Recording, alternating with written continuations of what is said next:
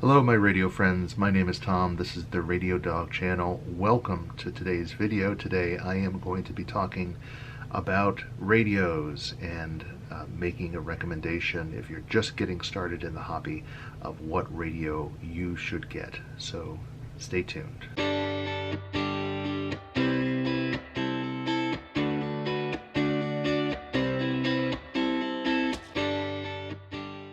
Alright, well, welcome back. So in part one of my series I talked a little bit about what shortwave radio is. In part two I talked about the kinds of things that you can listen to on shortwave radio. Today I want to talk a little bit today about radios in general and what it might be a good radio for you as a beginner radio listener to get. There's a pretty wide range of radios available to you. And like I always say in my videos, you don't have to spend a ton of money to get into this hobby. I would say probably a minimum, maybe $50. You get a nice shortwave radio, maybe a string of wire. If you kind of learn a little bit about how to set it up, you can have a very fine receiving station for not a huge outlay of money. But there is a pretty wide range of radios available, so I thought I would take you through some of those today, and I'm going to do it probably the way that you would look for them is to look on eBay. So let's turn it over to the screen and we'll take a look together. Okay, so let's check out eBay together. This is probably a good place to start. And the reason why I'm going to go to eBay rather than Amazon is because I think you get a little bigger, a wider net, if you will, of things that are available. That might just be my particular bias, but there are shortwave radios available on Amazon, but I'm just going to stick with eBay today. And so I'm going to search for, actually I'm going to start with the brands here and do some filter this search, because I'm going to show my preferences here. I'm going to pick some good, I'm going to pick some really good brands here. I'm not going to pick, everything under the sun, because there are some some things that aren't so great, but just to give you just a smattering of some high quality ones. And I'm going to stick with the ones that you can buy mostly new. I'm not going to get on old ones right yet, but you can see what I'm doing here shortly, and I think that's pretty good. So I'm going to apply that filter. So you can see I've got Panasonic, Kato, Dejan, Grundig, Sea Crane, Sangean, Sony, Texan, Eaton, I guess. And I'm also going to go down here and choose new radios, and so that should give me a pretty good snapshot of what's available. So the first thing that you probably want to decide with a shortwave radio is digital or analog. And let me show you an example of an analog radio, because I saw one on here earlier. Here's one, Texan R9700DX. Okay, and this one is retailing for $45 with $10 shipping. So here it is, and I have a couple of radios like this. It's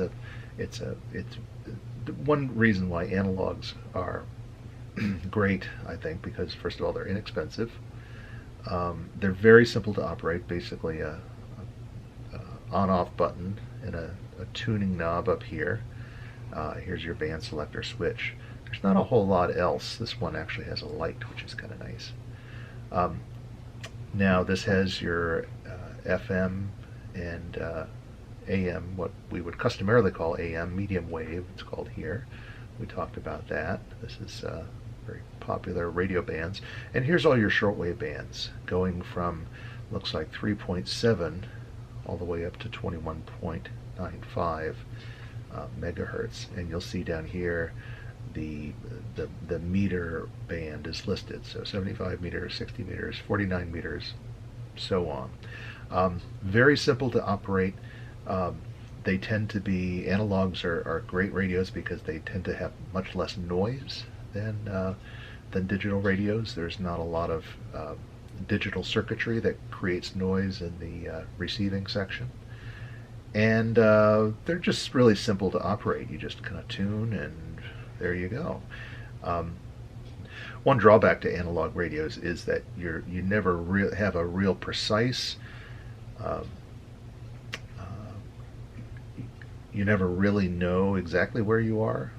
You kind of know generally on the spectrum, but you don't have a real precise readout like you would in a digital radio. So that may or may not be a big deal for you. On analog radios, there's no memories, there's no nothing that's digital, no alarms or standbys or anything like that. It's pretty much just on and off and tune. And I like analog radios because their ease of operation, the low noise, generally speaking, and it's nice to just be able to slide through, tune through an entire band, and just listening to the stations popping out of the quiet. I like to go to them just kind of very casual listening, nothing real intense, just kind of seeing what's out there. And so an analog radio is not a bad place to start. Now, one thing about an analog radio is that, for the most part, especially small portables, is they do not have single sideband capability. So if you want to listen to radio amateurs talking, this would not be the radio for you, because you're pretty much going to be limited to broadcast stations that are operating in these ranges here. You're not going to be able to tune anything outside of those ranges. Like I said, for starter radio, it's not a bad option, but you might be interested in tuning some hams as well. So let's go back to the top of the list and look at a digital. Here's a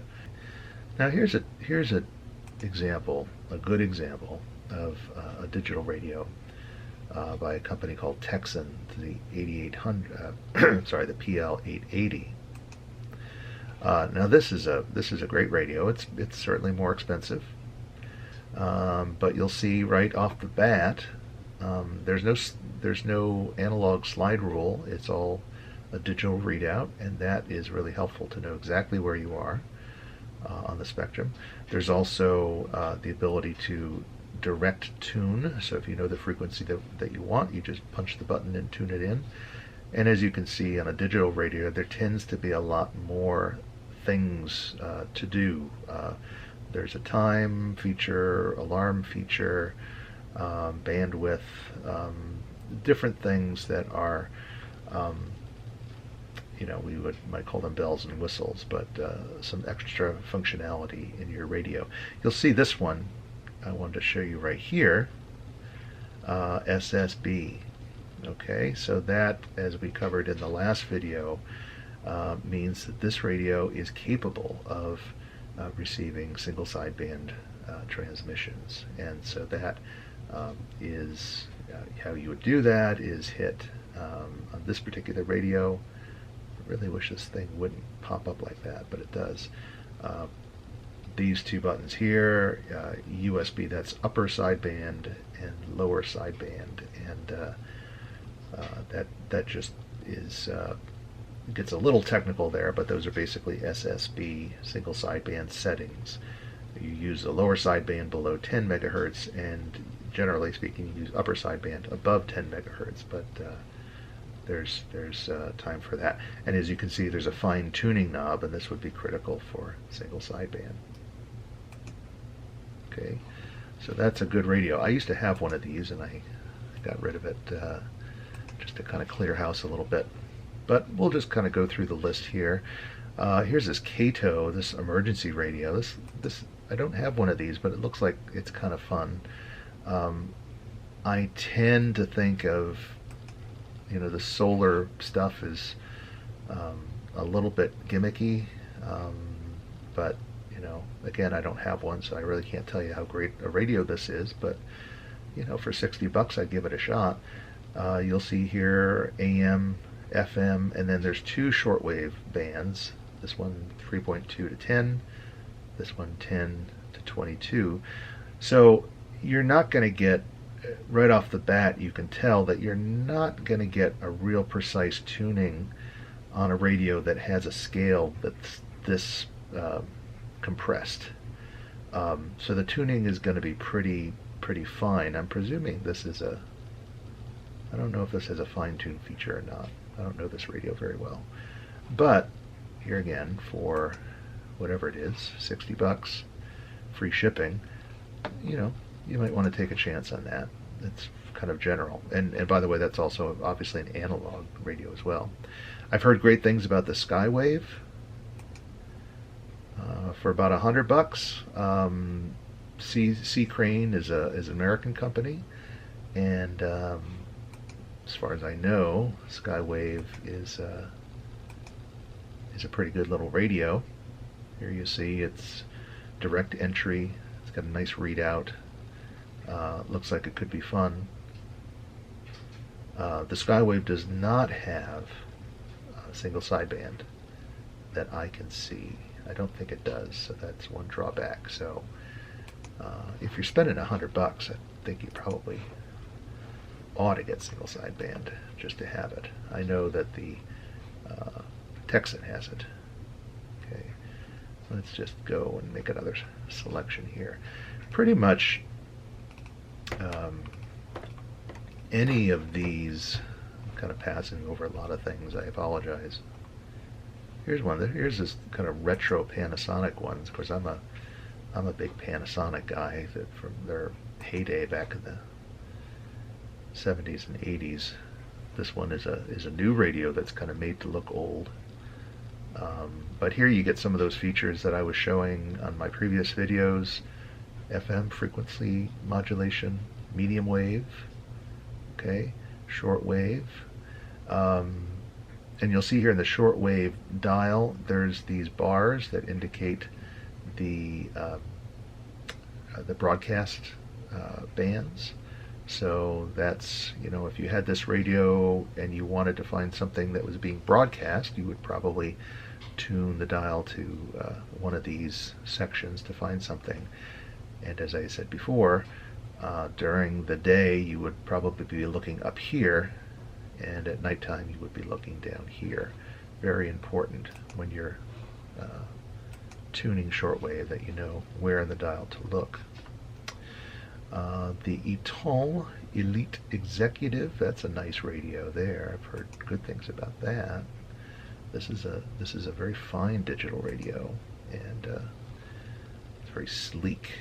And this one does have single sideband as well as full shortwave capabilities. Okay. So a couple different options. So what should you get? I think it really depends on, look at this one. I have one of these, the Sony SW7600GR. Look at that, $800. That's ridiculous. That radio is not worth that much money. So that's why you got to, some of these prices on eBay are generated by so-called artificial intelligence. They don't really know that you should never pay that much for something like that. That's just ridiculous. So you got to use your head sometimes.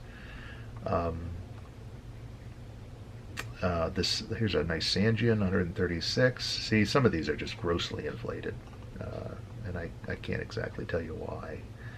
Here's a Grundig Traveler for 170. That's just too expensive. You do have to use your head a little bit. Let me go back to the top here. Making a recommendation. Well, I think if you were going to, let me see if I can find a radio that I was thinking of that might be of interest to you. It's called the XH Data D808. Okay, here's one that's here's one being sold for new for under $100. Now, I've heard good things about this radio. I don't have one. It's made by a fairly new Chinese company. This is a really crummy picture. This is listed as new, but I have my doubts of whether it's new or not. But you can find them new here. This is a nice little radio. So you're talking about $100 in that neighborhood, and this one does have. Let's see if I can find it here. I'm looking for the SSB, and I'm pretty sure it does have SSB. Yeah. Okay. Here's one for 133, same model, a little better picture. Okay. Now there you go. There's the D8808, and you'll see SSB, so that tells you that it can get single sideband. It also has an air band, which I've had a few radios that had the air band and never picked up anything on it, so I wouldn't put too much stock in that. But there's your SSB button on this particular radio. So here's one that you can buy new right now for in the neighborhood of $100. A really nice digital radio. Has some really nice features on it. So that's a nice one. The one that I was going to suggest that might be a really good starter radio is, let's see if I can find it here. Here it is. Ah, here it is. Okay, here's the Texan PL 380. Okay, this is being sold new, $43. It comes direct from China, from Hong Kong, as you'll see. So that makes it in the neighborhood of $75 for this radio. And you will see here that this one does not have, the only problem with this radio is it does not have single sideband. I thought it did, but it does not. It does not appear to. But it's a really nice receiver in the $75 range. Okay. So, where does that leave you? It leaves you with a few different options. Let's see.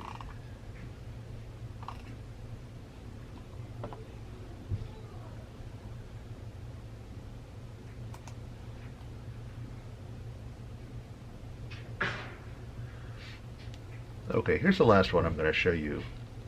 I have one of these, and it's a nice radio, the Dejan 1103.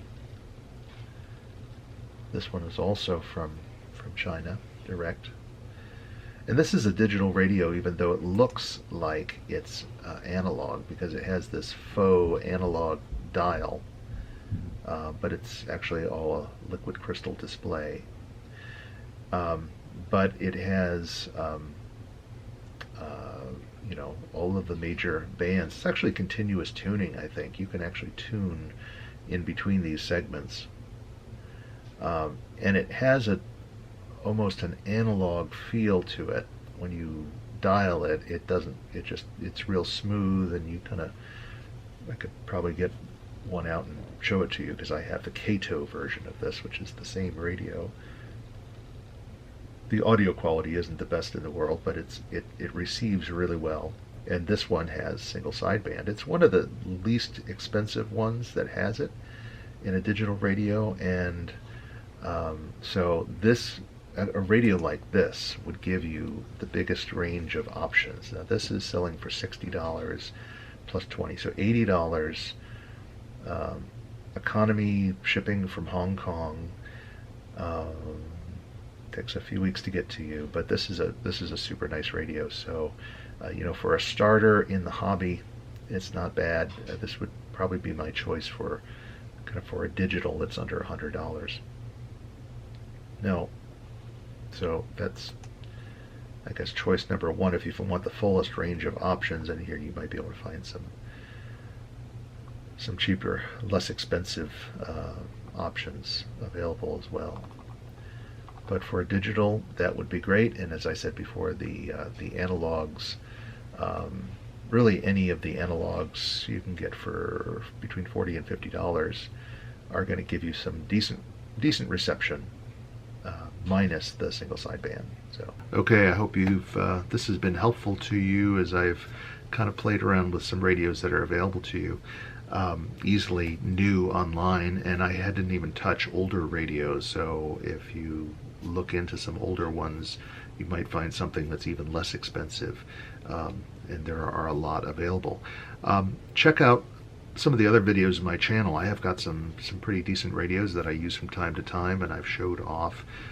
Almost all of the radios that I have purchased used on eBay, and I've only got burned, once, maybe.